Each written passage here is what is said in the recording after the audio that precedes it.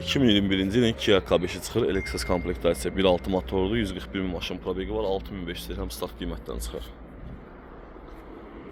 Maşın qabağında deməli sol krılosunda belə bir zədəsi var. Faranın şüşəsi qırılıbdır. Və kapot abursokasında belə bir zədəsi var. Kapot düzələcək. Sağ maşının zədəsiz. Və arxası maşını gördüyünüz kimi zədəsiz. Sol hissəsində bir dənə qabaq qapıda maşında zədə var. Təmirə yer aldı. Körnə bir dənə sensoru var.